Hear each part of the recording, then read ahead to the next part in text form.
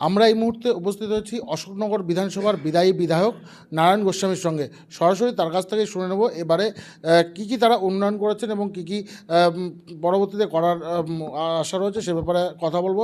দাদা, কেটিভি বাংলা আপনাকে স্বাগত। একেবারেই সরাসরি প্রশ্ন করবো যে টিকিট পাওয়ার পর বিভিন্নভাবে প্রচার শুরু করেছেন, কতটা সাড়া পাচ্ছেন?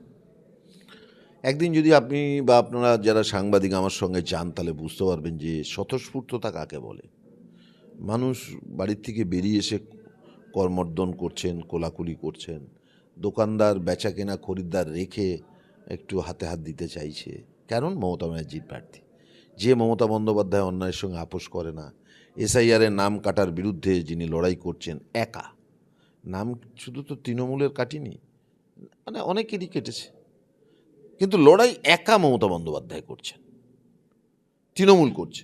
কোনো ভারতীয় জনতা পার্টিকে আপনি আজ পর্যন্ত এসআইআরের বিরুদ্ধে একটা শব্দ অল ইন্ডিয়া পার্টির পক্ষ থেকে বা স্টেট পার্টির পক্ষ থেকে বা অশোকনগর জেলার পক্ষ থেকে, এটা তৃণমূল মানুষের পাশে দাঁড়িয়েছে।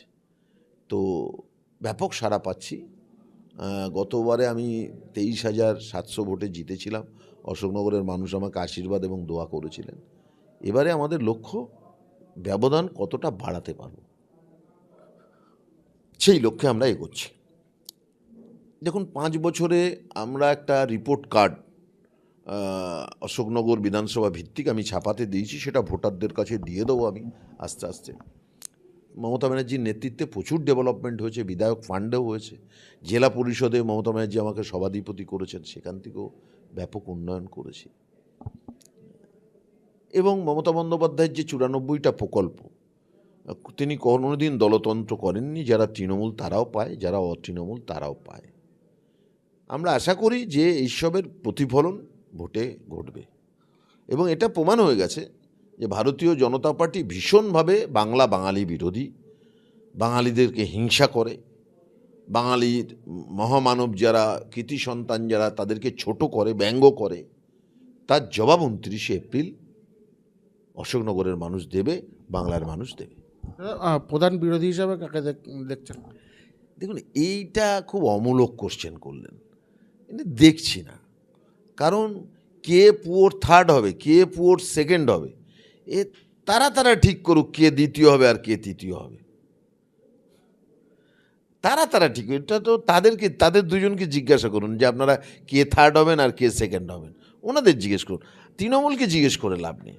তৃণমূলকে আপনি জিজ্ঞেস করুন যে ব্যবধান কতটা বাড়বে। সেই অঙ্ক এখনও আসেনি। ব্যবধান কতটা বাড়বে, ব্যবধান বাড়বে, কত পরিমাণে বাড়বে, কত গুণিতক হারে বাড়বে, সেটা আমি নির্বাচনের 7 দিন আগে বলে দেবো। 5 বছর বিধায়ক থাকাকালীন আপনি জেলা পরিষদের সভাপতিও ছিলেন।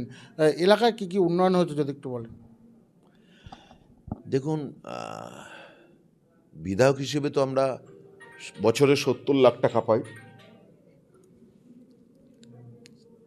সেটা দিয়ে কাজ হয়েছে। কিন্তু বছরে 70 লাখ টাকা মানে 5 বছরে 3.5 কোটি টাকা।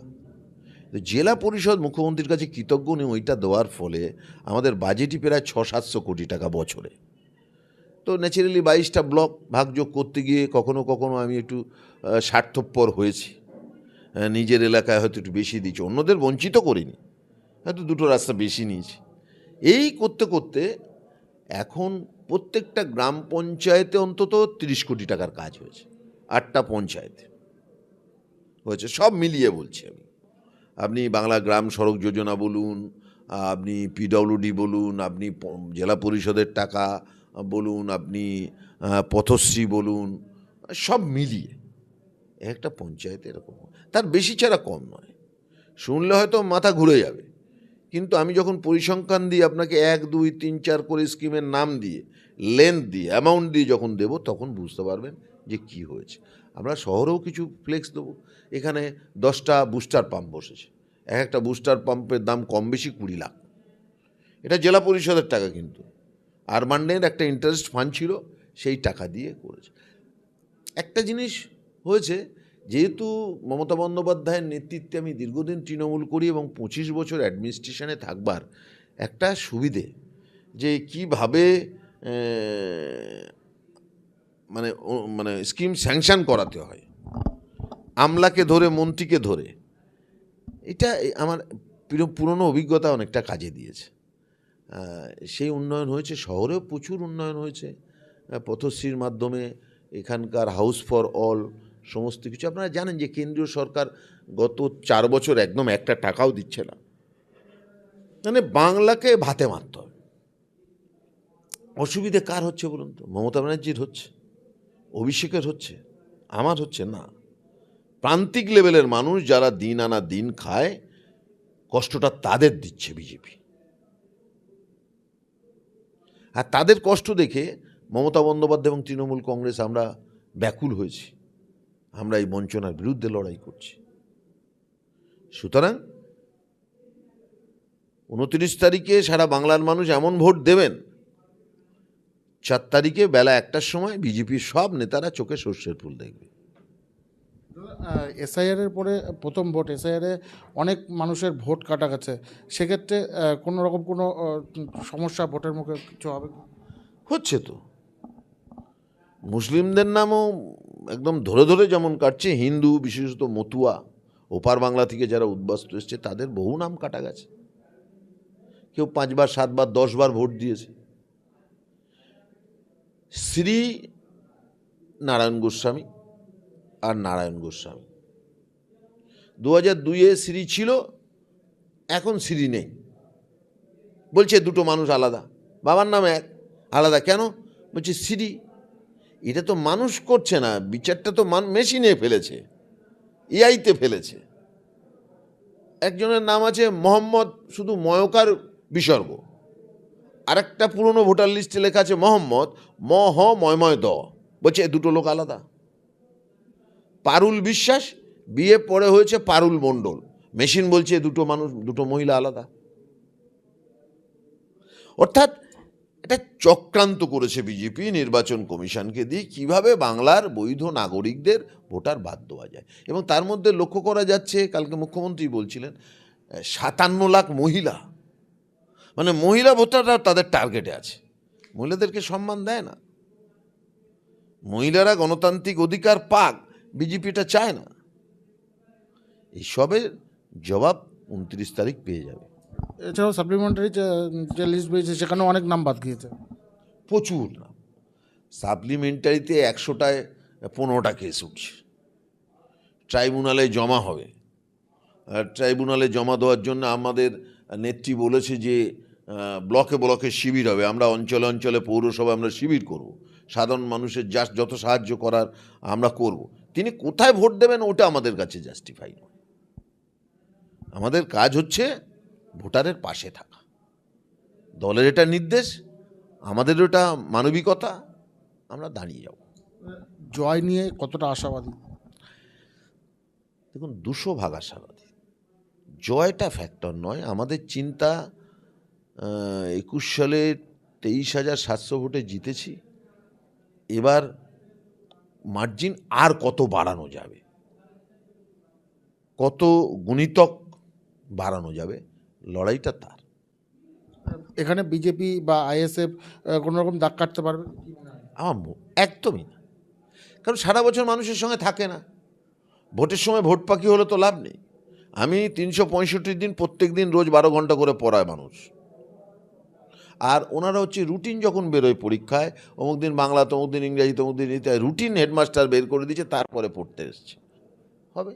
দেখুন, আমি যেদিন প্রথম আসি 21 সালে, সেই দিন নারায়ণ গোস্বামী, আর 5 বছর অশোকনগর এন্টার 8টা পঞ্চায়েত 23টা ওয়ার্ডের মানুষ, আমি কেমন, আমি কি পারি কি পারি না, আমার রুচিশীলতা দেখেছে।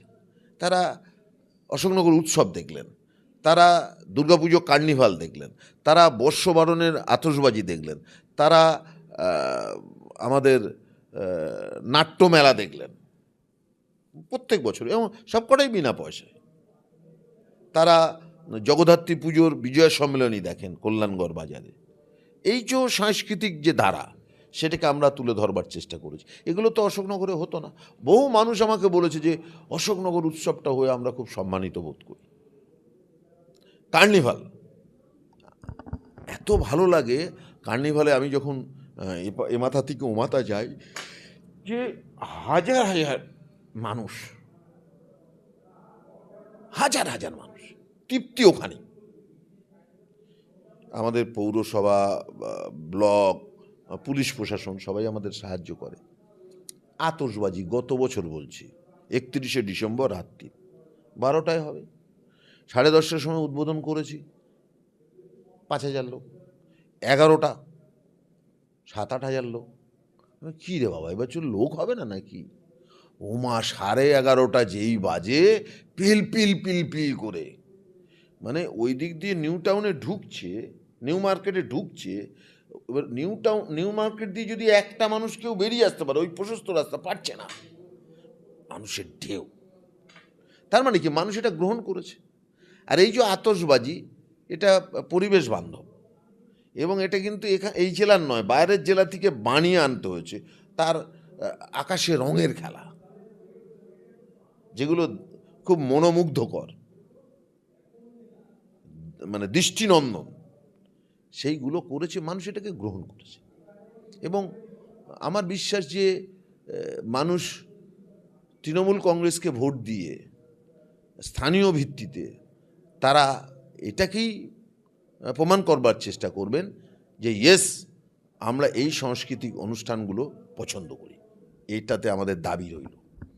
একেবারে শেষ প্রশ্ন, যে অশোকনগরবাসীর উদ্দেশ্যে কি বলবেন, এবং নির্বাচনে জয়লাভের পরে কি কি কাজ থাকবে? না, আমি অশোকনগরবাসীকে বলবো যে উন্নয়নের সঙ্গে থাকুন।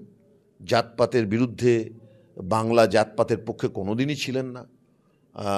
রবীন্দ্রনাথও নয়, নজরুল ইসলামও নয়, ঈশ্বরচন্দ্র বিদ্যাসাগরও নয়। সুতরাং আমরা জাতপাতের যে রাজনীতি, তার বিরুদ্ধে লড়াই করব। আপনারা সেই লড়াইতে সঙ্গে থাকুন। আর উন্নয়ন বলতে প্রথমেই আমার একটা অশোকনগরে একটা বিকল্প অর্থনীতির খোঁজ দিতে চাই, সেটা পর্যটনের বিষয়ে। অশোকনগরে এই যে দ্বিতীয় বিশ্বযুদ্ধের যে স্মৃতি আছে, বাইগাছি এয়ারক্রাফট, যেটা এখনকার নাম নিউ মার্কেট, সেখানে তো ইংরেজ পিরিয়ডে ইংরেজদের বিমান ওঠানামা করতো। ভৈরবতলা 9 নম্বর ওয়ার্ডে ওখানে 2টো হ্যাঙ্গারও আছে।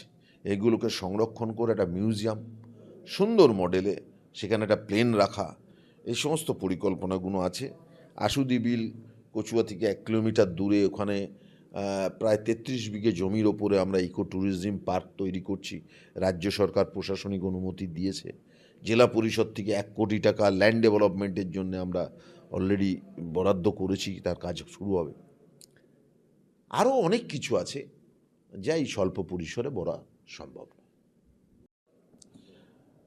অশোকনগরের বিদায়ী বিধায়ক 200% আশাবাদী জয়ের ব্যাপারে। এছাড়াও কিন্তু তিনি অশোকনগরে একেবারে পর্যটন কেন্দ্র গড়ে উঠাতে চাইছেন। পরবর্তীতে এখন দেখার যে ভোটে কতটা তিনি দাগ কাটতে পারেন সাধারণ মানুষের মনে, সেটা কিন্তু এখন দেখার। তবে সবটাই নজর থাকবে আমাদের। উত্তর 24 পরগনার অশোকনগর থেকে তন্ময় কুণ্ডু রিপোর্ট, KTV বাংলা।